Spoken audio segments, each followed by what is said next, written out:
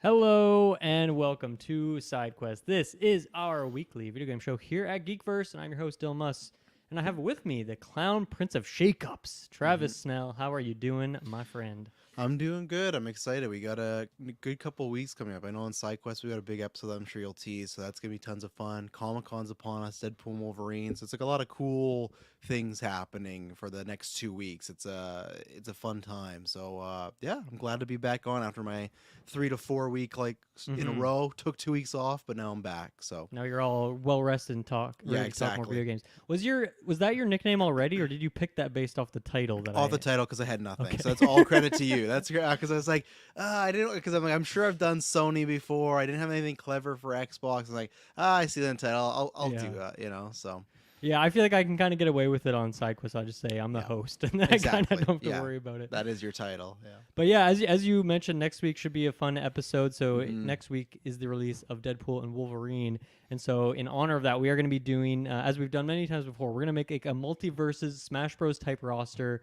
for if Disney, as Mm-hmm. just a umbrella company, was to make a platform fighter, a fighting game like that. What would the roster look like? So that should be very spicy because it has Marvel characters, that has Star Yeah. Wars, that has Pixar, that has all sorts of other random properties that Disney own. When you look through the list, Travis, I don't know if you've started getting ready, but if you just Mm-hmm. look at the IP that Disney owns, it's like, wow, they own all sorts of random things that you don't think about on the day to day. So I know just because he's gonna try and shut it out. Are we including the Fox brought properties as well? Because I I feel don't like see why Taylor's not, gonna. right? It's there, Yeah. right? They own it. Predator It's and under the Alien are going to umbrella. come up from some guys. That's like Yes. it's good to talk about that. So and you know what, I wouldn't be mad about. Imagine a fighting game where you have Mickey Mouse go against a Predator. That would sell a Uh-huh. lot of stuff. I mean, compared to any other of these lists that we've done before, this one's going to be the hardest to like stick to a Oh number yeah, for it, just because of the monster potential of like Marvel alone. We could do that, and we have done that. Me, you, and oh Kirkland yeah. did like the X-Men Legends roster, and that alone was like a juicy roster of Uh-huh. characters that would work. So it'll But be a even fun X one. Men, you kind of have your okay. These have to be in here. I feel like with each brand, you probably have 2 to 3 characters. Like, oh, that's a half be. But then a lot are Hmm.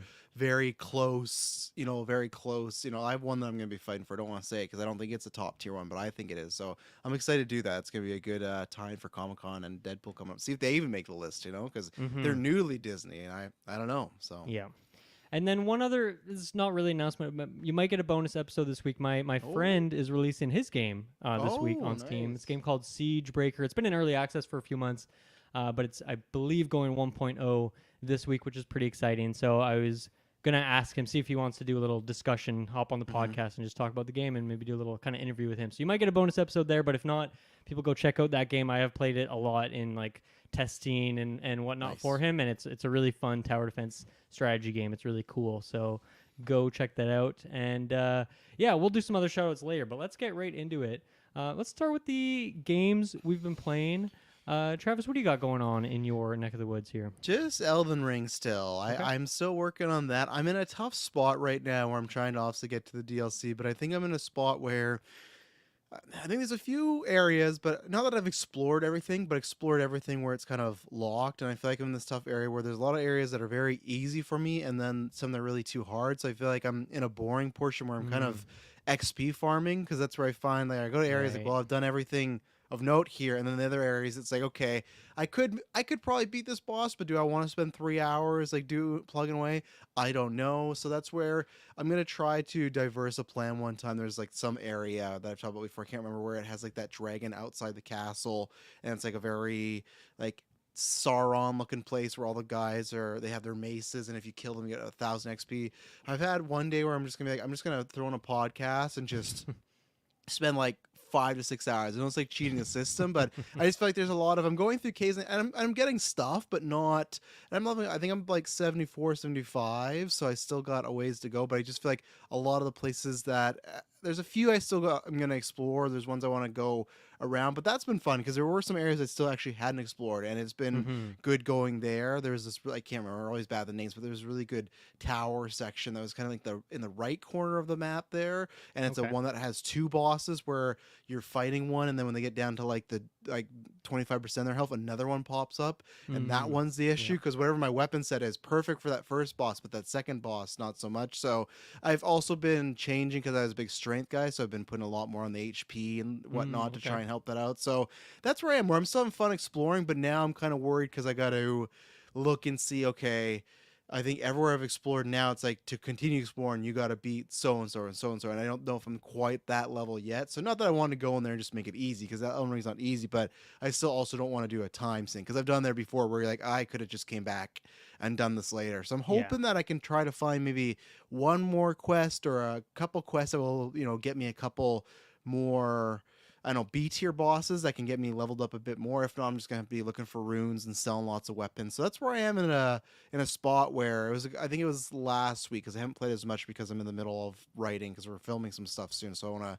My nights have been kind of knackered to that right now. But it was one of these things where it's like, I don't know what to do, and that's the worst thing when you've kind of gone everywhere, and it's like, hey, well, what should I go do? So that's where, and I haven't done the whole like check on Reddit the best way to move up or this and that. So that might be the way, just so I can like kind of move forward. But I was going around like, well, I've been here and I've been here. It's like, well, I've been here and I don't think I can do that. I've been here and I don't think I can do that. So I'm in a tough spot with it right now. So I Hmm. have to. I might just also have to do the XP farming and then just take the bullet and go spend a bunch of hours with the boss and everything like that, Yeah. So, and that's because I've done that before, and it was nice because it's tough because I went back when I played it, and I went back to a boss. I can't remember the boss's name, but it's when you go into kind of a cave situation. It's very big, and he jumps around a lot. He's kind of almost like a bird like thing. It looks very much like in Lord of the Rings when they get the Army of the Dead, where it's very smoky water and stuff.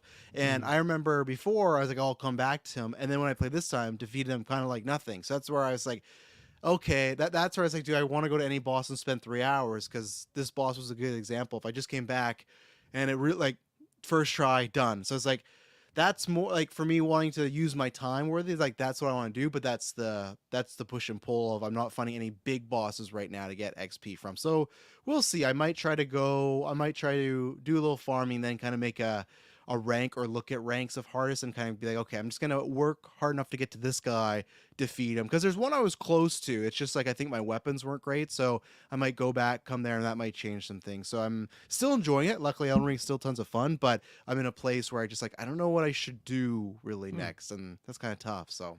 Yeah, I don't know if I had a moment like that. Like I think when it Mm-hmm. got to the end of it, and I just maybe had like, I had didn't explore every single nook and cranny, but I had like maybe two or three bigger bosses left, and they were just like Mm-hmm. really freaking hard, and I just had to like, okay, I got to buckle down and just spend a few hours, do 40 attempts, and like Yeah. get these guys KO'd at this point.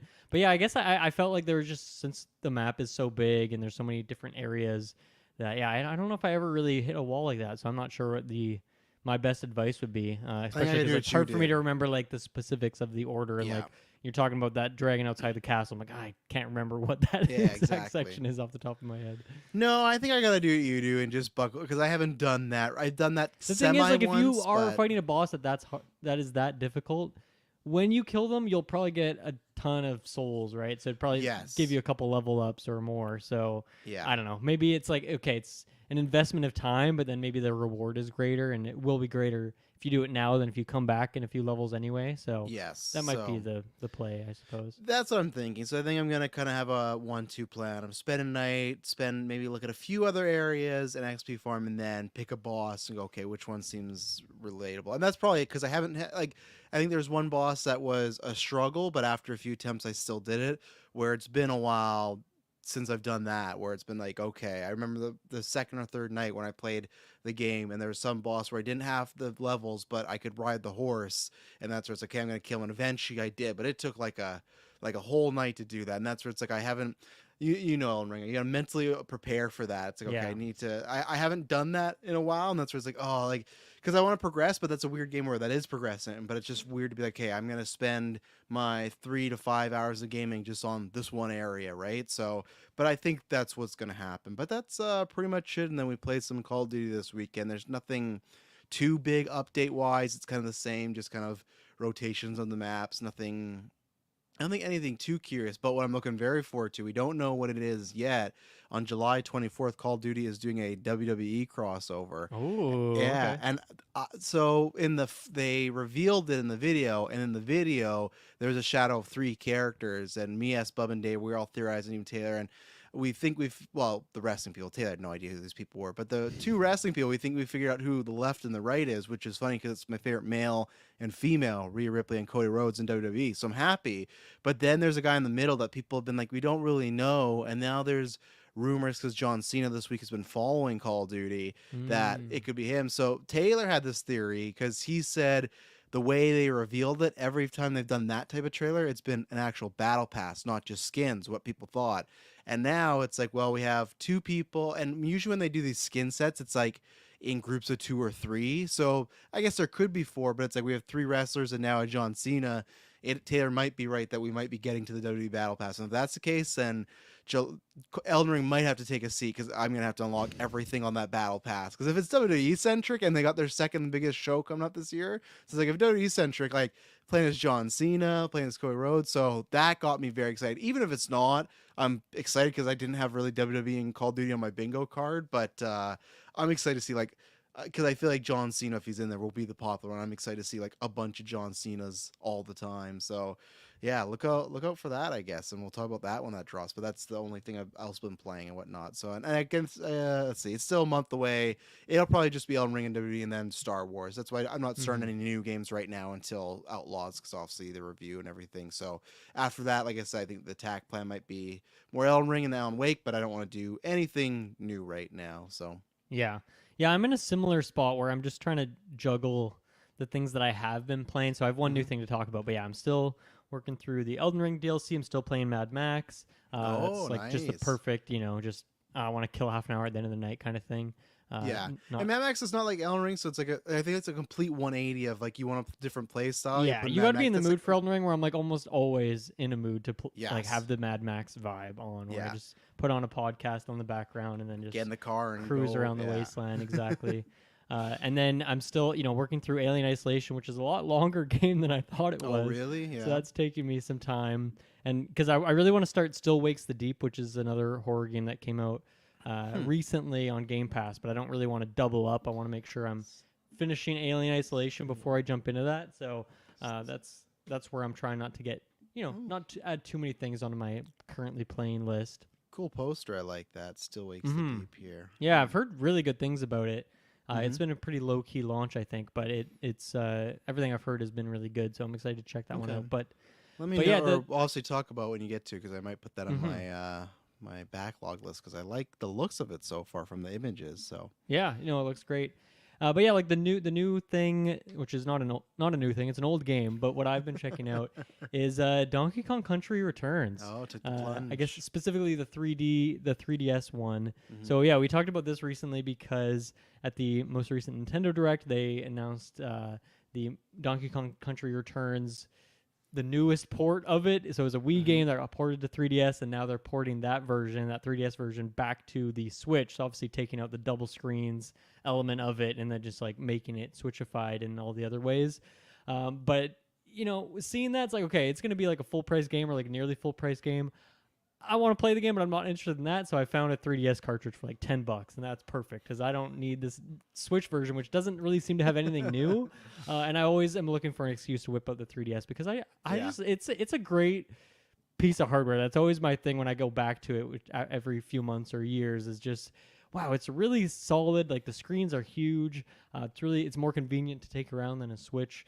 Feels less flimsy in that way, and I just hate Joy Cons so much. So playing Switch on the go is like not really ideal for me. Whereas I like the 3DS and the form factor of it. So it's Mm-hmm. always fun to go back to it.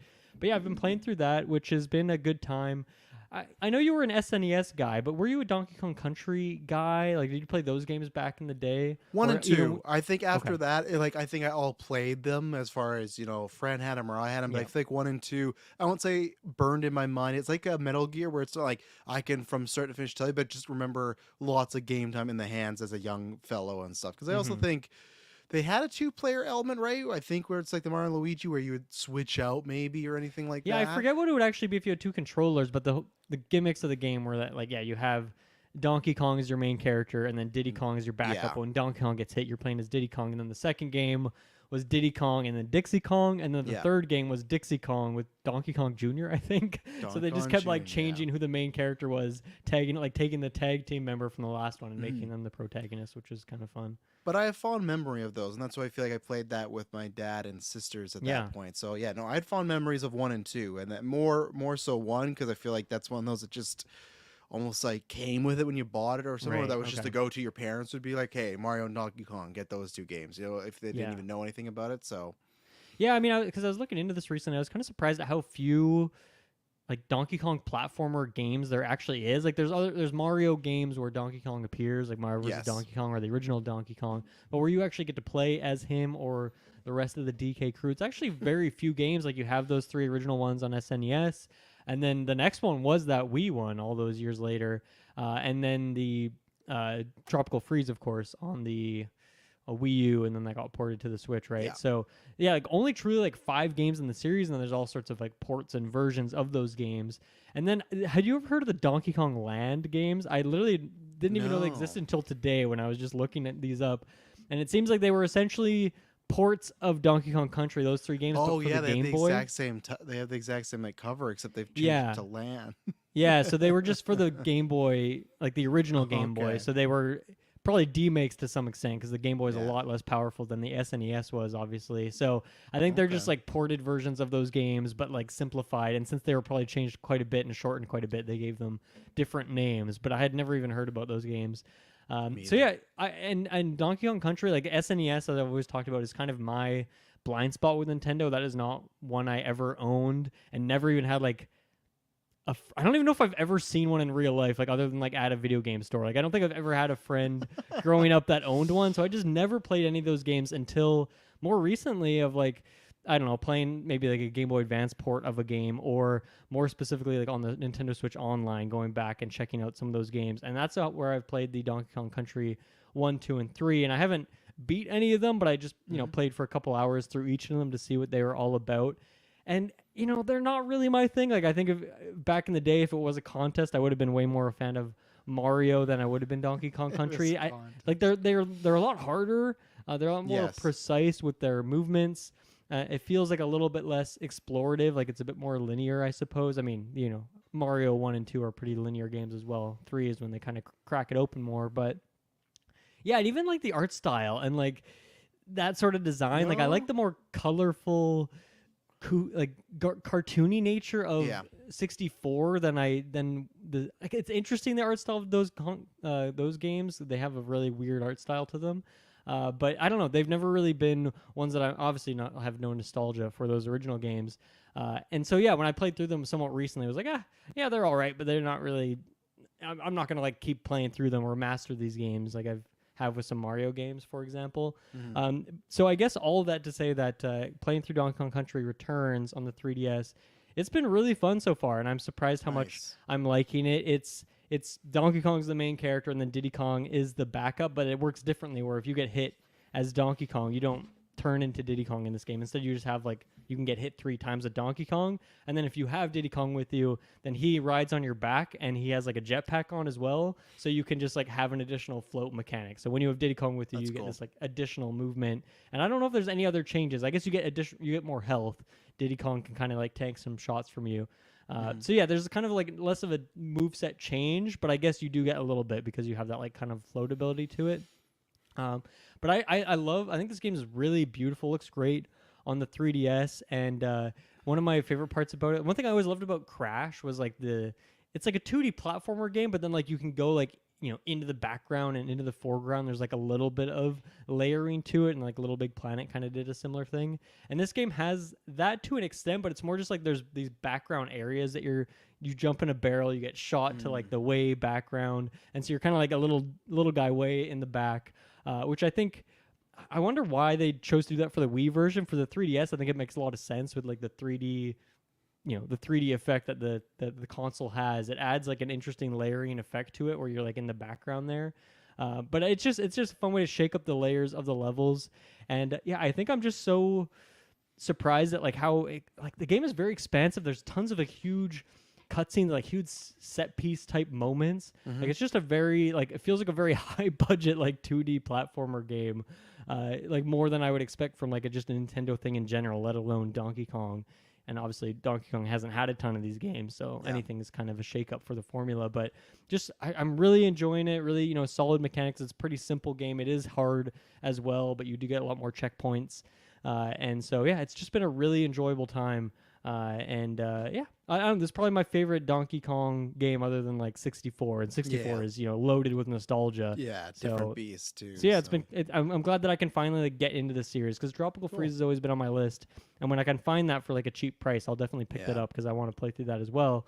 But yeah, this has been like a really nice surprise hit because considering I didn't really care much for the original 3 games when I played them recently. That's cool. Mhm. Yeah. So I don't know if there's much else to say about that, but yeah, shoutouts to Donkey Kong, and I hope we get something new from DK. him. I really want that other Yeah. 3D game. I think me and you talked about that like probably a year ago at this point because it was rumored, but now it's like I don't even know if that's a rumor anymore. I feel like that just kind of fell to the wayside, and Yeah. now we're just getting like a remake of a game that's already been remade before. So it's unfortunate. I want to see some more justice for my boy Donkey Kong over here. It's good that he always shows up in the sports games and the carts and whatnot, but he needs more new games. Like he should have a new game every 2 years, I'm gonna say. And right now it's like every decade it seems like you get a game. Back in like the early like the GameCube era into like the DS, Wii, I feel like with the Jungle Beat games and like King of Swing, like you were getting a lot of random stuff, but they were all Yeah. felt like weird spin-offs. And so yeah, it's been a long time since we've had just like a Donkey Kong era. I feel like it's just so Yeah. rare to get a new game from him. That's why I want a movie to come out because I think Nintendo for some That's reason true. doesn't think, and maybe I'm wrong. Maybe that is the situation. Maybe all those other games they've produced don't sell that well. But for me, I feel like he is. Oh, I'm not sure. I'm not counting anyone else from the Mario family. Okay, I'd say Link. You can say like the Link Zelda, but I'll say Link is firmly behind Mario as the second. Like the face of Nintendo. But after that, I feel like DK would be third. I think maybe Pokemon sneaks in there, but that's Yeah. a bit of a technicality because it's partially owned by course, yeah. Nintendo, right? So yeah, if you didn't have that asterisk on them, then I think DK because I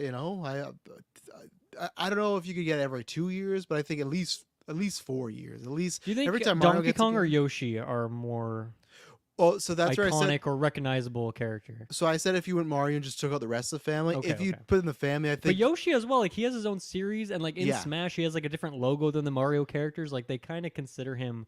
I'd put you know. Yoshi and Luigi above Donkey Kong now with Luigi Mansion and everything. I know it's similar, Luigi's but, Mansion for sure, yeah, Yes. or Luigi in general. as a and I just think character. people like him. I just feel like if you were to, if like whether it's movie, game, I feel like if you put Donkey Kong's face or Luigi's face, Luigi now has moved past Luigi and Yoshi. I don't know. That's a very. Mhm. I still like. We'll see because I mean, with the but- sequel movie, Yoshi going to be in there, and like kids are going to be Yes. obsessed with Yoshi. I think. Pretty Yeah, soon could here. be huge. Yeah, and we need like another. Like last one was Woolly World, right? But I want another like. Oh yeah, I don't Yoshi- think there has been a new game since then. Because even Yeah. like Kirby gets like random weird little spin-off Yes. games, but I feel like Yoshi has never really gotten just an abundance of games. It's usually We- just those a 2D platformer every once in a while. We gotta go back to the island. Even if it's just a remake like Super Mario RPG, we need to go back to the island. That's what I meant. Mhm. That's a Travis jam. So I'm Yeah. hoping that happens. Yeah, and thinking too with Donkey Kong, because I feel like Zelda and Mario are two characters in series that just get games regularly no Yes. matter what anyway. And so with like with the Mario movie coming out, they didn't really have like a brand new game to pair No, with it. They did they have missed it. Wonder several months later, but it was still like not a perfect pairing. But then they had like all sorts of other random games coming out. Like they had a new DLC for Mario Kart 8. They had like these remakes of different games coming out. And with Zelda, Tears of the Kingdom just came out last year. They already have this new Zelda game coming out this year. I'm sure they'll have like at the worst case they have like something like Twilight Princess or Wind Waker remake in the wings that they can just drop whenever that movie's coming out to get that like easy synergy. Mhm. But I do feel like Donkey Kong would require more work from them. I don't know if they have as much that they could just whip out moments notice, because also some of those older games are owned by Rare, which is Microsoft, and like so I don't know where the rights lies. Like I don't know Yeah. if Nintendo can just drop without spending a dime Donkey Kong 64 on their service because of the Rare Yes. element of it. I assume they have like full rights of it, but like if they do, why haven't they already put it on there? That seems like a Yes. very big miss. So And again, I don't that know. seems like a great one to remake too. If they don't Hmm. want to do Donkey Kong game, that would be I think a prime one to remake. So Yeah, that or yeah, even at the very least, just put it on Nintendo Switch Online so people absolutely, can yeah. check it out there. But yeah, shout outs to Donkey Kong. We're gonna get into the news sequence here, but first let's tell you a little bit about how to support us if you like what we're doing here. I like this that you came up with this, Travis. Kind of, let's take some of the ads, some of the shout outs, take some of those things away from the start. Yes, And it's a lot put of the them later beginning. in so we can get right into the juice, the things that people want to listen to. But yeah, we're switching it up here. But yeah, shout out, check out our Patreon if you want to get episodes early and ad free, all sorts of retrospectives. What are the latest things dropping on our Patreon Well, these the days? last 2 days, one's in the public feed, but the other one's not. We had the Apocalypse Retro and the Logan Retro. So Logan Retro's up Right. there Anyone ready early. for Deadpool Wolverine? You got a lot of good stuff there. Check it out. Exactly. We only got 2 left. We got the Logan one retro, and then we got the re-release of Dark Phoenix that you, me, and Kirkland did years ago. So all the X-Men ones will be back, Prime audio feeds, and then in I think it's next week. I could be wrong. Well, I'll just say next 2 weeks. I don't want to look it up. But the next 2 weeks, you're gonna have a Prometheus and Alien versus Predator retros going on there, Right. and yeah, and also just subscribe because there's lots of details and fun stuff. We're gearing up to Geek First Day soon. We're gonna I got another thing to ask patrons. We're gonna give our trivia time on the newscast this week. Me and Dylan, we're gonna do a spin and see who's on the team. So if you want to get on our trivia teams, join phase 2 tier or higher. And yeah, there's been lots of support already, so I think it's gonna be a fun day. So lots of good stuff on there. Yeah, and then you guys are still doing The Boys. House of Dragon is going Yes. on right now. Comic-Con is going to be next week with a big Marvel panel, looks like. So that should be some juicy news Yeah. as well. So They announced if they're you're a doing Marvel 2 fan, now. good They're couple doing weeks. a Deadpool and Wolverine panel on the Thursday, which I think they're just screening the movie and talking to the actors. But maybe some juice will come out of it. But yeah, next 2 weeks should be fun. Yeah, good stuff. And then, yeah, once again, GV Day, that is on August 3rd, the Saturday. So mark 8-hour that on your stream. calendar. Come check it out. Hang out with us for the day. We're going to be playing some games. We're going to be, get included in the games if you want to jump on the Patreon and all that. So it should be a good time. Other than that, enjoy the Discord. You can leave a review for the show. You can check out my game on Steam. It's called Potion Problem.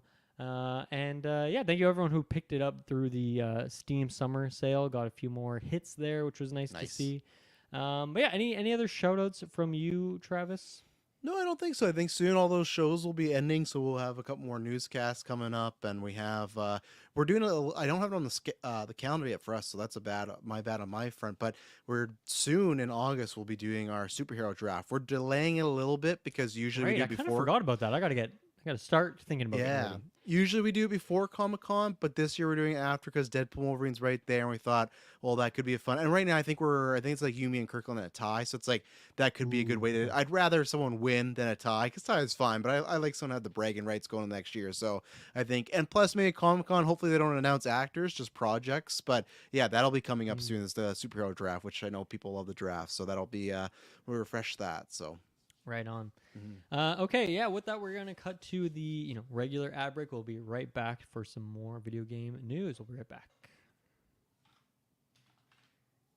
Okay, we are back. So two things we're going to talk about here. One is just kind of talking about the PS5, the Xbox, and kind of how their sales are doing relative to their previous console. But I first want to start, I think, with Game Pass. So Game Pass is getting some shakeups here. It's getting some changes. So let me just kind of first go through and break it down as best as I can. I will say there was no articles out there that I could find that just really nicely condensed the information. It was kind of confusing, but it was also kind of confusing the way it was announced and talked about. So it's all over the place, but I'll do my best to kind of relay that information. That's why I'm sure most people who listen to this podcast listen to me if you have Twitter or X, whatever you call it. But Wario64 is great for that because he did like a thread and he had like bullet points of boom. That's how I read about it. So he was actually one of the more condensed ones that was out there. So, but then you have to, be on the Twitter format, which is like, limited information per tweet. And it's, I do have his open on my screen as well. So it is a good place to have it over there. But I guess just a general what's happening here is that Game Pass, the price is increasing across the board. Every tier is receiving a price increase to some extent. Some of them less than others. Some of them just for the annual, like because if you buy it annually rather than monthly, you get kind of like a discount there. But like now that discount it's still a discount than if you just bought it every month, but it's like less of a discount. So that's kind of confusing that they would increase just an annual, not the monthly. I digress, as Taylor would say. So yeah, the price is increasing across the board. The previous tier Game Pass console, which is one of the tiers you could subscribe to, is going away, and instead they are introducing a new tier called Game Pass Standard, which is similar but different in some way. And then, yeah, so that along with that comes some changes as well, and so we will talk about that. But I guess just here's how the tiers kind of currently work for anyone who kind of forgets. I'm going to use USD here, convert it to your local currency. We're Canadian, but we're going to use USD because that's what every website uses, of course. I don't know, unless there's maybe IGN.ca. I don't know. Does IGN have like a Canadian branch where they translate this information? I don't think so. I know there's like an IGN UK and whatnot, so we'll see about that. Okay. But anyway, so there's Game Pass Core.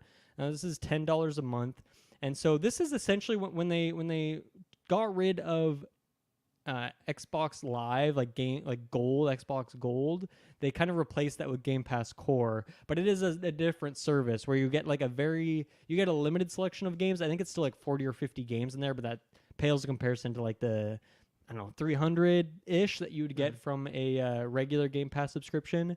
So there's Game Pass Core, and that comes with Xbox Live, so you can play games online. And then there's like Fortnite kind of is an exception to the rule because it's so big. So that's Game Pass Core. Once again, price is increasing on all these, so I won't mention that.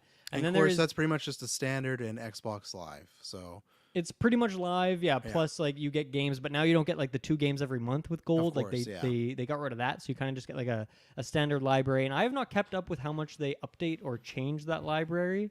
And it's not just Xbox games. Like there's like I think I saw Celeste is on there. So there's other random indies and things. So it's not just strictly like first party things. Okay. The next tier there's PC Game Pass. So this gives you access to Game Pass, but only on PC, not on the console. And this is pretty much the cheapest one. So honestly, if you're a PC gamer, like you're good to go. Like you have like kind of the best deal here. And so I think the only change with this PC Game Pass is the price. I don't think there's any other change happening to it whatsoever. And then there's Game Pass Ultimate, and this is now going up to $20 a month. This was actually the price of Ultimate increased last year by I think like $1 or $2, and now it's going up by like $3 or $4 depending on your area. So now it's going to be up to $20 USD a month.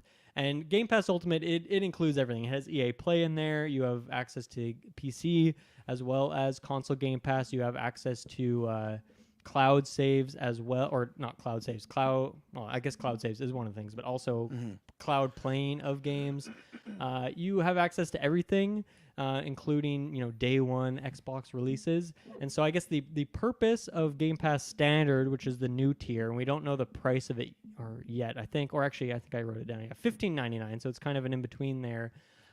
Is Standard will have a huge selection of the Game Pass library, most games, but going forward, it will not get the day one releases, the day one first-party games. So when Call of Duty drops on Game Pass, when Avowed or Indiana Jones or Elder Scrolls 6, any of these, when they drop day one into Game Pass, with Standard, you will not be getting those games anymore. So that's kind of like replacing the console. Now I'm a little confused with Standard, if that includes PC or if it's just for console, like if it's replacing that console Game Pass tier that existed. And I can't find any information about this. So that's my one confusion point. I guess I would assume it's PC and console, but maybe because they have the PC tier, maybe I'm wrong about that. But it is a little bit confusing. I was gonna say, the way they've laid it out there. But really, the kind of idea here is that those day one games like Call of Duty, they want to make sure that you're paying top dollar for it. But I guess they still want to have that lower price option for people who don't feel like they need those day one games. So with that comes a lot of questions of like, okay, well, how long does it take for like a game to then get added to the service later on if it's a first party thing. Mhm. But yeah, with all that, and I don't think I laid it out the most logically, but it is It's a very lot of confusing changes, stuff. and it's just a lot of Yeah, like I feel like Game Pass is officially more confusing than PlayStation Plus, Yes. which we made fun of when that revamped and added Mhm. all its tiers, and I still don't know what they're all called or what they all No. do for you. I'm obviously not a PlayStation 5 owner, so I'm less invested there. But yeah, I feel like with this Game Pass and Xbox is officially more confusing, so they lose that battle now for what Yeah. it's worth. But yeah, what is your I don't know, what are your takeaways or biggest takeaway from these changes happening here with Game Pass?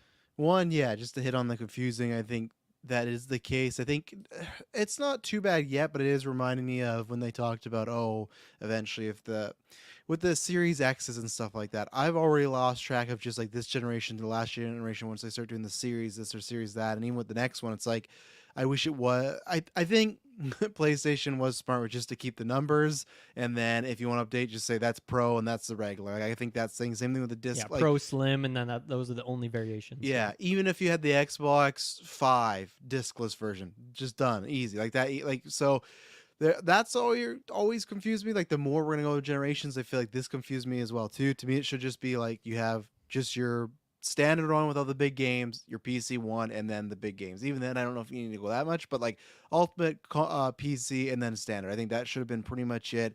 And yeah, I don't know. Obviously, everyone was not happy with like the price hikes, but it's like that's just gonna happen in society. That happens everywhere. It happens movie theaters. PlayStation will do the same. All the Disney Plus, Netflixes do the same. Like it's just the way the economy is, unfortunately, and all these places are not making as much money as they want to. So that does suck. But at the same time, you just listed off all those big games they have coming out, right? And if they want to try and make a little bit more, they have to do this because like I said, I've been a broken record these past few years. It's great for us. I always preference that it's great for us as the gamer, but for as a business, I never understood how it was working for them. And I feel like they're trying. They've dug their heels in and they've said we're sticking with the Game Pass. And what they say by like 2028, they're gonna have this number of subscribers that they're not gonna hit, especially now upping the price. Because I still I think some people take advantage of it, but I just don't think as much. I think most of the people taking advantage of Games Pass are already doing that. Like I feel like the people that are on Xbox that okay, if they get Call of Duty, I think the majority is that like I think there's enough people in the general audience that might not even care about Games Pass and still just will buy it outright or buy it on the PlayStation, which we'll talk about the number comparison, right? I don't know if there's enough people to bounce the okay, it's going from $80 to $20, but there's so many people jumping the Games Pass.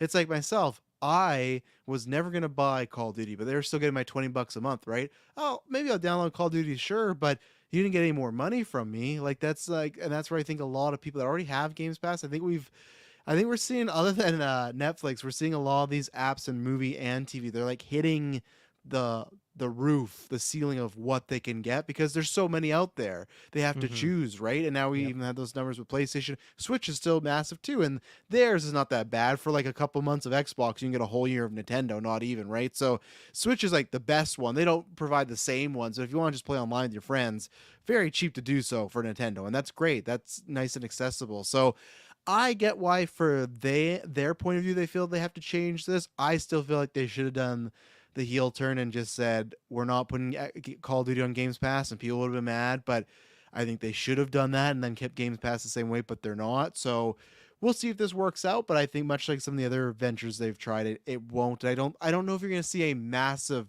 increase. I'm not saying you won't see an increase. I'm sure you will, but is it just for that month, get Call of Duty and then move on, or what? This even then people like to play online, and that's why I still feel like most of the people that have Games Pass would already be your base that's buying Call of Duty because I don't think people buy that game for um the story, right? Like if Taylor, let's say Taylor didn't have Games Pass, if he buys it, he's playing multiplayer, right? So he Mm-hmm. would get I guess you said there is that the Xbox Live sort of tier, right? So I The guess core, yeah. so it's like okay, you're gonna get maybe $5 more from some people. I guess if you get a bunch of people, obviously it does build up, but I just don't think you can get a bunch of people because I think the Venn diagram is very similar to Games Pass user, Call of Duty user. Like Taylor, he is Ultimate. Now, what did you just do? You saved Taylor $60. Great for Taylor, but Taylor every year is gonna, and there's people like Taylor every year, whether it's the hardcore Call of Duty fans or we say this like if there's people in the mainstream that buy 3 to 4 games, Call of Duty and a sports game sometimes are on those, right? It's like those, maybe a Last of Us, a Spider-Man, maybe a Halo, something like that. So it's just like you look at Taylor, who every year is willing to drop $80 to $100. For him, what a deal. He's already paying Games Pass. Now nothing. It's no more money for him. So it's Mm-hmm. again great for us. I'm happy. I just the other thing is like why when people say, oh, they could never do the Call of Duty thing on not Games Pass because that would be bad. To me, the way you pitch is, hey, we don't want to close more studios. We actually want people to be working for us, and we want to fund them. And that's the thing I worry of. If this doesn't work out, it's not going to be Call of Duty and those companies that taste the kind of victory of or the taste. Well, I don't know what I'm trying to say. They're not going to get shit canned. It's going to be people that are working on Indie One, and they're going to look at a Mm-hmm. flow chart and they're going to say, well, we bought this company, but people aren't really critically acclaimed, but they're not buying the game on Games Pass or they're not downloading it, whatever. So we're not going to get rid of anything from Activision or Indiana Jones from Bethesda. So you guys got to go. And to me, that would have been the way to pitch it of like, we know we said what we said, but we also want to create games. We want to give people jobs. So we're doing this because we know this can facilitate creation of other games where now it's just, I feel like you're taking I think Call of Duty usually, if it's not number one, it's two or three of like in the top 10 for money earners of the year, right? So it's just like you're taking that and Yeah. you're slashing it. So I don't know. And the Game Pass, like I said, the price hikes, they don't, of course they bug me, but everybody's doing that. It's just what's happening right now. And if you don't want it, then just get it for a little bit and then unsubscribe. Like just wait till that's what we do right now. Mm-hmm. Like we just unsubscribed from Netflix. We had it for a few months and same thing with Crave for House of Dragons. Once that's done, we just boot it. And then that's what you got to do. You got to bounce. The same thing if for Games Pass, just wait until there's stuff on there. There's an easy way to. It sucks when they raise it, of course. I'm not trying to be like a corporate shill, but it's just you just gotta have to be when you get it, make sure you play the games you want and don't just kind of forget that it's subscribed because I think this is not the last time this will go up or anything. So Mm-hmm. Yeah, I a lot to chew on there, and so yeah, we'll get into all that. But yeah, for me, like what you just said, this was the line for me. This might sound a bit dramatic, but I'll explain afterwards. oh no, But I did cancel my subscription on the day this was announced oh man, to the service, Phil, and it's just because it's getting to a point where since I've had the console, yeah, at most I've like dropped from ultimate down to like just standard or Mhm. not standard, just the console one because I wasn't using the PC side or I didn't need the extra benefits yeah, that come with ultimate. And so I would kind of like change around, but for the most part, it was at a price point where I'm like, you know what, I'm using this so much and it's nice to have that convenience, not have to worry about it. So I just leave that subscription recurring. yeah. And they had me for years that I've been subscribed to it. But now it's at a price point where it's like, God damn, like $25 a month, essentially, it's going to work out to Canadian every single month. Like that is getting really aggressive. That's like $300 a year is what that's it like goes to. yeah, and Yeah. it's getting to a point that's like a bit too ridiculous, and just financially, I can't just afford to leave that on the recurring at this point. So yeah, I canceled it because I'm not really playing much July. There's like a couple games coming out on Game Pass, but like I don't need to play them day one. And then in August, I don't think there's anything really announced coming out on Game Mhm. Pass in August. So there's some things coming out in September. So yeah, I'll probably resubscribe in September, but that's where I'm going to be with it now. Where I'm going to have it's annoying for me because I have to think about that. I have to consciously think about when I want to cancel it and Yes, renew. of course. And so from my perspective as a consumer, I'm annoyed because it's going to be annoying. But that's just kind of where they're pushing me to. So yeah, honestly, for me, I think they're probably going to lose more money on a yearly basis than they will gain. And obviously, for the most part, it's probably still going to make them more money overall. I don't think everyone's going to treat it the way I do, but I'm very much like you when it comes to subscriptions. Or like, yeah, Paramount, when the curse was going on, or Halo, subscribed as soon as it's done, cancel that. See ya. Yeah. Like as soon as we're done the Alien Retro, Disney Plus, cancel on that one. Netflix we didn't have for a while there after the password sharing thing, and so like we're always kind of wheeling and dealing with the latest, Yeah. what we want depending on the shows that we're watching. And yeah, like Game Pass, well, like it's just getting really really expensive. So I'm gonna be doing that now too. And so yeah, I'm probably gonna unsubscribe here for a couple months because I don't need it much this summer, I suppose. And then boom, in September or something, when some of these newer games coming out, if I'm really intrigued by them, that's when I'll pick it up again. Obviously, when it comes to like Avowed, like I need to play that one. And I mean, I don't know when the release date of Indie is. I'll definitely get it when that I comes still out. don't know. I But don't like think something they've like put Call of out- Duty, I don't really care. Like I wouldn't resubscribe to play Call of Duty. I've been saying that since it's in the service, sure, I'll do it, but it's just getting a bit ridiculous. So yeah, I'm annoyed. They're gonna lose money on me on a yearly basis. I'm gonna try and keep them to that by like being, being really sure with the when I'm subscribed and when I'm not. Hmm. But that's too bad. And because here's the thing too is like the price is increasing. I think for the people who have recurring setup, it's increasing in September. So that's where it's like, okay, why did I cancel it now? It hasn't even gone up yet. But to me, it was almost just more of a reminder of like, okay, I do have to be like this now with Game Yes. Pass. So it just kicked in my head. I'm like, okay, cool. I'm gonna cancel it now because I don't need it this summer. Even if the price hasn't gone up, it's just gonna be at that point now. So I've have that kind of mindset with it. But How you gonna since play Call of Duty with us? what's that? How you gonna play Call of Duty with us? Well, Warzone's free, right? I can play that. Isn't no? Don't you still gotta have like the live I subscription? guess you would to need play it? Core. Yeah, I think that's one. So thing, I right? guess If you I'm wanna not play. playing that with you Yeah, guys because that's fair. that is not worth Of $20 course, a yeah, month yeah. for me, to like just have access to that. So You can that's jump too in when you bad. have But it. Yeah. I'll have to be selective. Like I said, probably through the fall, I think there's enough things coming out that I'll probably Yeah. be subscribed in there. But that's just how it's. I'll play Outlast Trials with you guys. I mean, I guess even then, I need Core. So maybe I'll drop it I down to think so. Core or something like that. Yeah. Just to like have the $10 one or something. But here's the thing: is like it's a while ago that they like made the I guess bid you could say of Activision Blizzard, and then it was last fall when it finally went through. And since then, they've only put one game on the service from that huge subset of like studios and IP that they own, and that was Diablo 4, a game that I already owned. So since they spent that $70 billion, I have not, as a consumer, got a single benefit, and then they're increasing the price before any other benefits come through. And there's rumors that like, oh, some other older Call of Duty games are coming to Game Pass this month or soon. I'm like, I don't need Yeah. I don't need those. I don't need to go back and And- play like whatever it was, Modern Warfare 2 remake from like 2 years ago. I Yeah. don't need that right now. And I in don't my think there's life, that many. I think there's a few people that will check it out, but I just don't think. Like I don't know. I really don't think that's a huge selling point out of the things they got. I think that's Well, if it's that's an where I just feel like addition I kind of hate the timing and pacing of a lot of their actions this year, a lot of their choices in terms of increasing the price on this before putting that benefit to your Yes. subscribers out. Because maybe when you did a huge drop where you can drop 50 new Activision Blizzard games, every Call of Duty game that exists, all these other games that they own, benefits for Overwatch, Yeah. benefits Be like, for we're going up, but look at all this stuff we're yeah, getting. like do all that. Maybe you'd get a huge influx of new people subscribing to Game Pass that would make it okay, cool. We don't actually need to increase the price because a bunch of people subscribe, but no one's going to subscribe until you actually add none of those new people that you would potentially get. They're not going to subscribe until you put those benefits on the service. So to me, it just seems like too soon for them to do this, and obviously they want to do it before Call of Duty comes out. Is I think the big reason for the timing, but the timing just feels off to me in terms of doing it at this time before those other benefits have come through.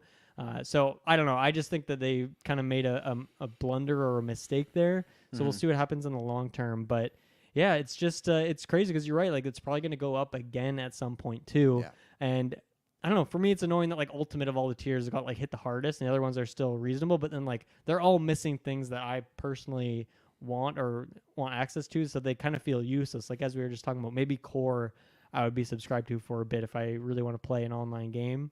But that's like, I don't know, none of the other tiers really make any sense for me as a user. So I just don't like that I don't really have the options there. I wish there was more of like a customization angle to it where it's like, okay, it's already so confusing where there's 4 tiers. There's still console that exists. If you were already subscribed to that, that tier will still exist in perpetuity as long as you don't cancel that subscription at some point. You can keep that going. So there's technically like 4 to 5 tiers that currently exist. I feel like at some point, can't we just get it to a point where you can like customize your experience, where you can pick what features you want in each of them, and then like they'll essentially nickel and dime you. So like by default, it's like a pizza, right? You get the main pizza, exactly. and then for $8 chicken, by that's default, a premium. and then okay, I want online, so that's $2. Yeah. I want day one, or I want day one Call of Duty specifically. Maybe that's an extra $3 and that kind of thing. And I just wish there was more customization there in terms of making a subscription that's right for me and feels like a good price point. And that's where I would keep it at a price where it is reasonable, where I can keep it recurring, not have to think about it. But then I'm not like overpaying for features that I don't care about. Mm-hmm. Do you think that there is a world or a strategy in which they straight up have like a Game Pass Call of Duty tier, or just like a subscription service, not called Game Pass, I think they'd want to keep it branded as that. But like a subscription service tied to Call of Duty, I know there's like battle passes that Yeah. exist, but like Fallout 76 has a subscription service. World of Warcraft, which they now own, of course, has always been a subscription service.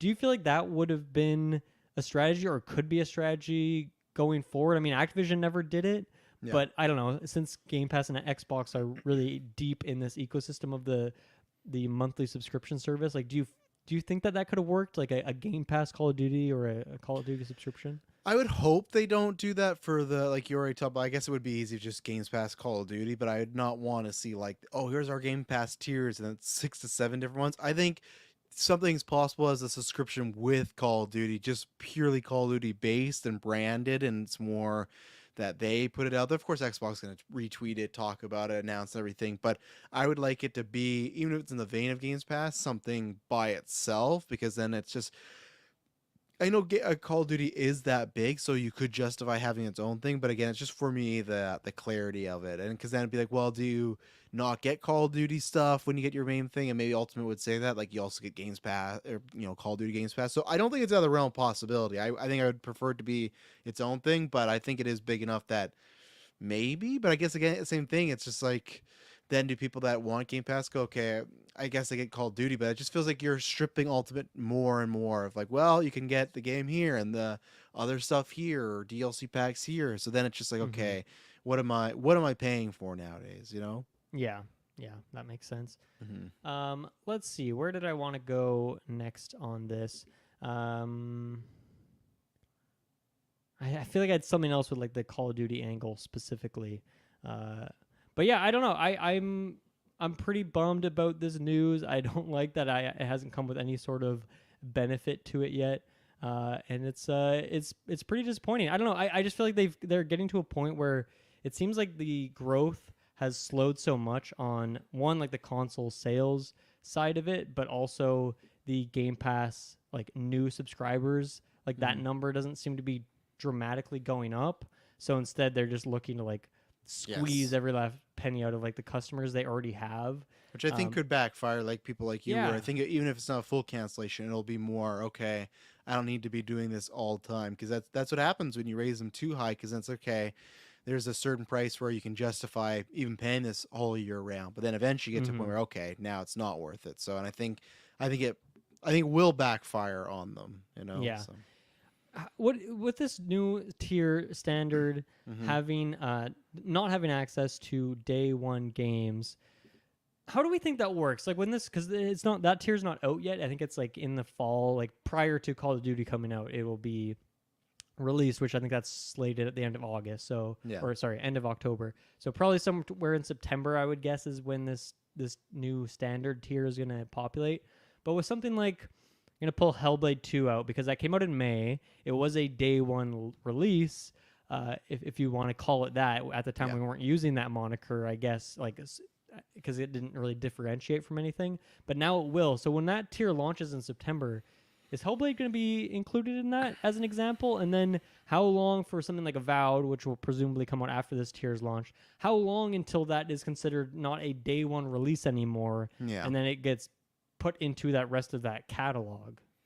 I think if they don't put a descriptor on it by time it launches, let's say it launches September 4th, right? And then it's like the week before, 2 weeks before, like, okay, when Indiana Jones gets here, it's for this amount of time, and then eventually you get it. So the waiting thing. I don't think they'll do that. I think it'll just trickle in there depending on how well the game's doing, because they don't want to set a date. Because let's say they say, oh, it's going to take 30 days for a game to get there, but then it's still doing really well in the Ultimate Pass. And it's like, well, we kind of shot ourselves in the foot. I think it was like kind of what we learned with theaters we've talked about before, right? Where theaters before or studios were saying doing the 45-day window, and then people learned and they just waited for VOD for a lot of these things. And a lot of people are like, why don't people come to theaters? Like, well, we know it's going to be on streaming in 3 weeks, so let's just wait. Now a lot of studios, and that's killed Disney animation for a while, and Inside Out's doing Mm. great, but for a while families just knew in 3 weeks I could spend $10 and get this. So I think that's why it would be smarter than business wise. It's annoying for us because it's like, okay, yeah, when does it go? When does it turn it over? I could see something like Hellblade being there because it's a bigger game for them, but not like like it's not anything that I think is going to hurt anything, right? It's kind of like they can advertise that, but I think it'll be a case by case basis. I really do Yeah. with the game, because then if I it flops, then they just throw it there and see what happens. Yeah,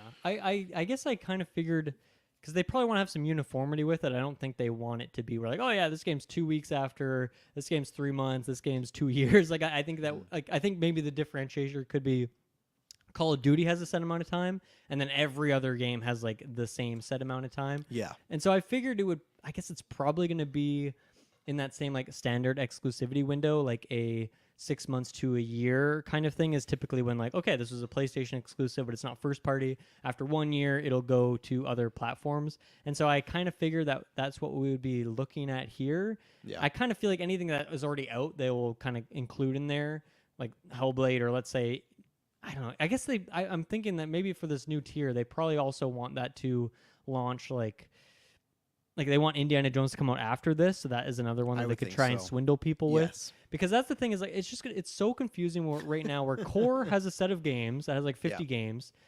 PC Game Pass and console Game Pass have always had different because like not every game that is a PC game is also a console game, and so there's already a differentiation between the libraries there, and then some things like only go to PC or only to console for whatever reason. But now we're having this where it's like standard and then the ultimate tier and the access things that also includes EA Play. It's already so confusing in terms of, okay, what is in what tier? Some things might be very straightforward. If it's like, oh yeah, Doom 2016, that's on everything. You don't have to think about it. But for other things, it's going to get really confusing, especially with this new like day one release schedule thing.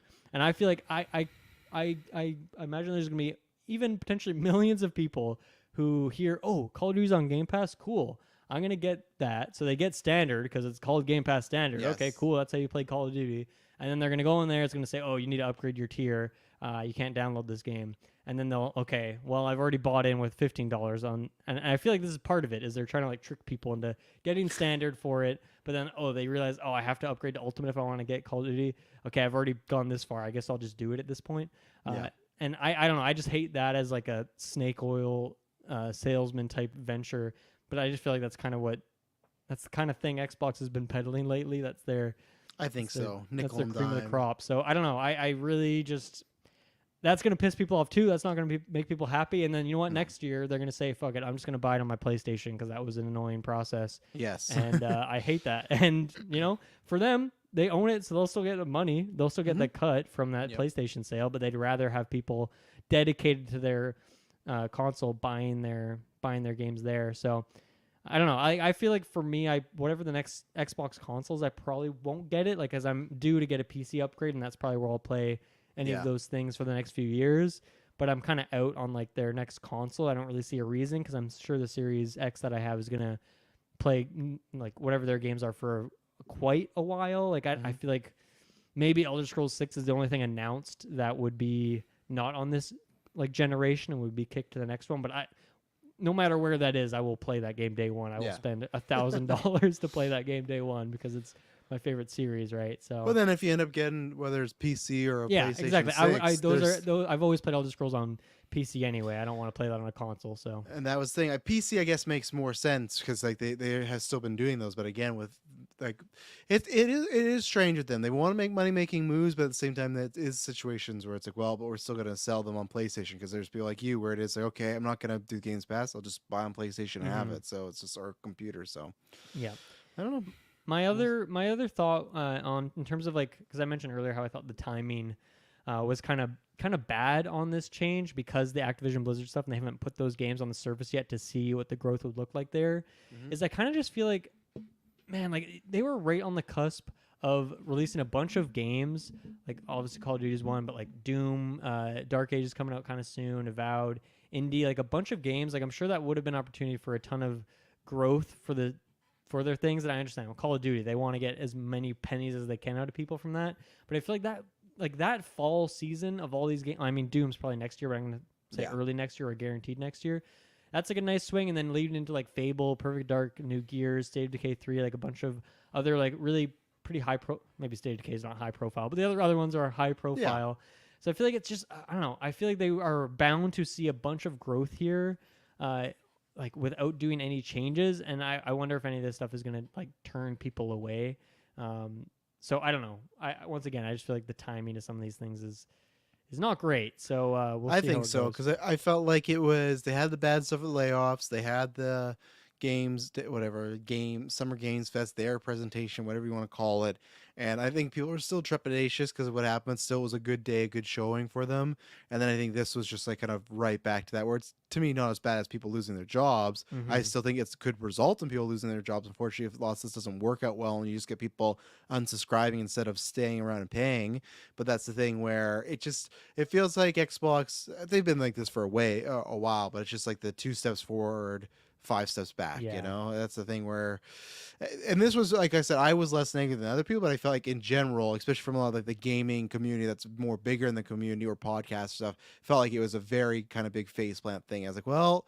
I don't believe the all press is good press. That's a lie because there's Mm-hmm. many bad press things out there. I feel like it's been bad since then. And like you said, it would have been at least better if they had a pitch of we're doing this to help developers. We're doing this because we're going to add a bunch of Activision, Call of Duty, so like something along with it other than just they're hiking it up because you know Mm-hmm. why? Because we have a lot of big games out and we want to get you. Like it was, Yeah. it was just right there in your face. So Yeah. And then lastly, I think they should have held off on releasing those 4 games on PlayStation and then 2 of yeah, them on Switch that they did, Sea of Thieves and what was it, Grounded and Hi-Fi Rush. Hi-Fi Rush Yeah. and Pentiment. I think they should have held off on that because like I'm sure they did some. I think I saw that Sea of Thieves like sold really well on PlayStation that month, but like I don't know, did it sell enough to pay for Activision Blizzard at $70 billion? Yeah, not even close. I think Yeah. they should have held off on that too because I think that already has put people in a point where they're like, okay, well, I don't really need an Xbox console anymore. But I just feel like man, this fall for them is really shaping up to be like a potentially really big fall season, Mm-hmm. and so I think maybe they should have held off on that too because that maybe would have been a good time to get people into that ecosystem of man, I can get Call of Duty through Game Pass day one. I'm buying that console this fall season or this holiday. But now Yeah. that they see that, okay, well, I mean, I guess they could already do the research and see that Call of Duty is still going to be on PlayStation and Switch and things for years to come. But I don't know. Once again, just all the timing is off here, and it makes me wonder how much of this stuff is kind of just them scrambling last second, or how much of it has been like, okay, we have planned out the next 5 years and we're executing on that. Everything feels very reactionary to me, and they've kind of all Absolutely. but Yeah. confirmed that yeah, we're bringing lots of their other games to. I mean, Doom is one of them that's coming to other consoles. They've already confirmed. So Yes. other things as well. As just like they're giving you so little reason to want their console anymore. But then I also don't feel like they are making it up with providing enough solutions for playing Game Pass elsewhere. Like there are cloud streaming things, but that's going to be limited based on people's like internet connections and where they live. But yeah, like I feel like they really maybe before doing some of this, they should have had some sort of Game Pass plan uh, on a PlayStation or Switch. But I mean, they have so little control over that. But yeah, everything just feels very reactionary. And then I'm still salty that they shut down Arcane, of course. So that's Well, of that's still course, burnt yeah. in my skin. Yeah, There. that's what I'm excited for. Hopefully we're all here 15, 20, 25 years later when we're so far from this distance and there can kind of be whoever the Jason Schreiers of that day, or I don't know, a documentary, but whoever is the big covering games. Like, I want a timeline and just inside events of from that Xbox E3 reveal that started them off a bad start to whenever. I don't know what the end point is because I don't think the Xbox will necessarily go away, but like obviously they're changing. Like, I don't know what the end point is. Maybe, like, honestly, I'm not trying to say this way because I still think I don't want people to lose their jobs, but I think if Phil doesn't go, there should be something there. Maybe it's that Xbox to when Phil Spencer was there, and even if it's not him directly, right? Because some people have been like, "Oh, it could be worse without him." Then I just hope one day we kind of get like, okay, a bunch of people off the record or can be on because it's been so long. What was the Mm-hmm. decision making between here and here and here? Because just a lot of it just doesn't make sense. They want to be hungry, and just like gobble everything up, but then there's certain choices where, like I said, they could have done that and they don't. And then it's odd, and there's times where it feels like they want to make a big push, but then they cut themselves under. There's times where I think they've stopped now, but they tried to do the whole big console push with teraflops and exclusive games, but I think they've kind of, it's always about Games Pass. So I would love a kind of tree of everything that's happened and like a few little reports. I think it's, like I said, many years away because I think a lot of people have to retire, leave, and I'm sure there's gonna be NDAs and stuff. But I'm very curious about a lot of choices here because it feels like Mm-hmm. they're kind of a master of none. I guess they're doing a lot of things, but I don't think anything's particular working because I think before the answer always was, well, Games Pass is going to work, and I don't think it has. And then they have gone down subs too, so I think that's the thing where, okay, if Games Pass would have worked out, then eureka, you get all the money, you're good to go. But because it hasn't now, there's like a big trickle down. So I don't know, it's fascinating stuff coming from them sometimes. Yeah, and that's leading into our just final topic here, which is just kind of a check in on the consoles sales, and essentially Mm-hmm. that the Xbox Series has currently fallen behind the pace of the Xbox One Yeah. generation in terms of sales, whereas on the opposite side of things, PS5 is currently outpacing the PS4, which is just insane to me on Yes. both these counts. I mean, less so on the Xbox just because they just can't seem to get that momentum right, Mm-hmm. and they really had such a lack of exclusive games near the launch of the console. Halo getting Yeah. delayed and delayed, and delayed, and then being in the state that it was at launch, and now it's in a really, I think, pretty healthy spot, but it's not, a monster tier game like some of these other things that are out there. But yeah, I think once again, it's like, man, they had such a potentially good next year, or at least second half of this year, fall, and like they've already had some decent releases this year and in the last year in terms of exclusive stuff.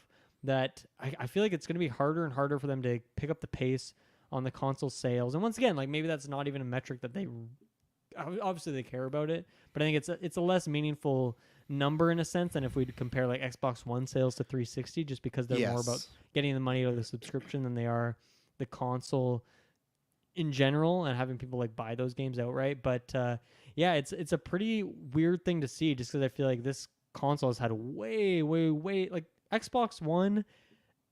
What had Sunset Overdrive and what was the other game? Rise, Son of Rome. It had a Oh Halo, yeah, of Rise. I course, forgot a about Halo that Rise. Yeah. people don't really like, maybe two Halos, and that's it. Like I can't even think of other exclusive games. Like it had nothing for like a whole generation. It was really bad. And I feel like the Series X has already like crushed it comparatively, and they have tons of things in the pipeline here. But it just shows that it doesn't really matter. Maybe that's because of the No. landscape, but it's a landscape that they manufactured by converting it more to this monthly subscription rather than Mm-hmm. the meaning of having a console and a big game release, right? Well, and I think both are showing how much it doesn't matter. The Xbox One doesn't surprise me, but the PlayStation One did because I knew they are one selling Xbox by, I think it's usually a number like 1 to 5 or something like that. It could be even 1 to 6, but it's like I figured, and I figured they're still doing well because that was always the thing. I think we talked about maybe last month or at some point some sales came out. It was like I think the past year or so, or I'd say in 2024, there was, because the lack of exclusives, there was like this narrative like, oh, PlayStation's doing really not poor, but they're on kind of the back foot. But then some sales came out and we were like, oh, I guess it's still doing well. And now when you look comparatively, I'm very surprised because PS4 had such a hot run. Mm-hmm. Like it wasn't the launch of it, but PS4 came out and then It was the I think whole it's vibe of it. It just felt good to be a yes. PlayStation fan. And then within the 2 years, maybe I could be wrong, but I feel like within the 2 years the PlayStation came out, that's when we got that showcase of dreams, right? That PlayStation where it Yep. revealed everything. So they were on a roll, but I think that's where this shows more. So Xbox, yes, because they are focused on the streaming stuff, but I think it's just the narrative of, I've said this before, that PlayStation now one them outpacing, that's odd to me. But I think it's just that they're now the go-to. And I think the only reason now they're outpacing is because, let's say, the love from the PS4 is bringing all those people from the PS4 back to the PS5. Yes. So now the people Momentum's that, a big part of it for yeah. sure. So the momentum to me kept them the same. I think if they had some big games, they'd be even going. But this thing is, I think those other sales are just coming from the people that left Xbox between One and the X, and that's where it is. Because I think PlayStation now, I'd always never include Switch because I think Switch is a very Nintendo's on its own island and it's like doing fantastic. Like it's a whole different type of spectrum with it can, I think, appeal to a lot more people even than the PlayStation, right? To me, PlayStation or Nintendo can be seniors, adults, preteens, kids, where PlayStation I think is more of a like I'll say 14 and up, right? Of course, I know an 8-year-old can have a PlayStation, but I feel like Nintendo is that like I everybody mean, can have it's this. funny at the time you mentioned that, like they're looking to patch that gap right now with Astro and the Horizon Lego Exactly, right? games. So they're even trying to start building that next generation of PlayStation fans so that keep those generations strong going forward, right? Yeah, and like I said, I think we said this. I said last month when we talked about the sales and just in general being a broke record. I think PlayStation's just a go-to. It's just like back in that 2016 and 2019 era, all those Marvel movies making $1 billion. So it's just like if you saw the Marvel logo, well, we'll go see that one. It's like, well, there's a Fox X-Men, there's a DC, but you see that Marvel logo, oh no, that's the one. That's where we're gonna spend our money, and you just depend on it. I think what will be interesting is the sales of PS6 but I also don't think so because I think PS5 is gonna have like a good back half. Like I think there's gonna be a lot of good games coming out. Yeah. Like I know we're near the end of that cycle, but that's pretty smart too, and I think they're going to do this exact same thing they did with the 4 where for as much as I said it might not work, that's a Travis told you wrong. It didn't matter that they did a lot of the PS4 PS5 games, right? Because they made a lot of Yeah. money on PS4, and then the sales, if they're outpacing the PS4, it's like, well, what I thought didn't matter, and they should do Yeah, the they exact weren't same thing. exclusive games, but people are so bought into that ecosystem they know that okay, even though I can play this on my PS4, I might as well get the PS5 now and play the best Yep. version of it because there's going to be all these other sequels that I want, and just that faith that they're also going to bring in some new fresh IPs and just make it a place to, I don't know, play those kinds of really high prestige games, high budget games that are very consistent in their quality, which obviously leads into them having consistent sales because people just know they're reliable. And again, I think the one thing that could have hurt them is what Xbox didn't do. And I'm happy because I'm a PlayStation user. I'll probably have both, but we'll see because I don't need a reason to. Is they'll get all those games presumably eventually, right? At least some of those other ones that we've talked about, like Elder Scrolls and like Call of Duty, like there might be some, of course, like dated, or maybe they will be exclusive. But I'd say so far, like the biggest ones are very likely are going to come over. So that's the thing where if you would get to PS6 and it's like, hey, you're not getting Bethesda games, you're not getting Activision games, no Call of Duty, this, that, then I could say, okay, you've now more of a reason to be like, man, should I maybe go that route? But now you really don't. So I was still surprised it was outpacing. I thought it was still doing well. I think people Yeah. have kind of what is it? What's the expression? Greatly exaggerated their demise. People, it's in trouble. Like it's not in trouble. And now I think they've just established that unless they have a very bad misstep, I think if they can just if they roll exactly like this, a big game, even because what do we get this year? Spider-Man, and what else for PlayStation? Really, it's a big game. Like in the last 12 months, you mean? Or just even this year, just 2024, right? Yeah, I mean, you Just got Final Spider-Man? Fantasy Right, 'kay. Rebirth, you got Rise of the Ronin, you got Stellar Blade as like some smaller ones, Pacific Yeah. Drive. So you got some interesting ones, but really it was just Final Fantasy if we're talking And Spider-Man, right? the monolith. Or was that last year? That was last year. Oh my god, yeah. So like to me, at this rate they're going, they really just need like 2 big exclusive games a year. One to start the year, one to end the year, and I think they're fine. Unless Mhm. something big changes, and that's where I think that'll work out. We'll see what They'll Astro have, does. Astro Bot is a big one. Yeah. Because that was the thing that I think for some people, because yeah, like PlayStation, they had announced like they didn't really announce it, but it was just things from investor meetings where they were aiming for a certain goal of consoles sold in this calendar year or something, and it's like, but they're like really far from that goal. But it's like, okay, it was a pretty lofty goal, and they didn't have a lot coming out, so it's like that's not really the demise of a console. It's just like kind of weird that they had that idea in terms of sale numbers, and I guess they have Concord's coming out soon, so we'll see how that does for them. That's a loss right there. But yeah, I mean, I think that even if this is like a softer year for them, it's like, okay, for a softer year, that's still a decent calendar worth of games, really, when it's all said and done, because people seem to really like Stellar Blade. Obviously, any Final Fantasy is a big deal. Astrobot looks amazing, a new audience for that. And then, for people, there's a lot of people who will be into Concord, even if it won't be the new Overwatch. Could be, I guess, but I find that a little unlikely. But yeah, it's like that's still pretty decent. And then like next year, Death Stranding 2, potentially Wolverine. And then Wolverine would be big. some studios have been quiet for a while, like the Sucker Punch, for example, or the Days Gone studio. What are they called again? Studio Bend. Yeah. So, and there's always Ghost of Tsushima, like somewhere around there, like I don't know when that's coming, but it's like there's always, whether it's next year, the year after, even if it's just those three, and you mentioned a couple others, but just even those three, those are some of their bigger ones too. So it's yeah, I think it'll all work out somehow. So Yeah, I think so.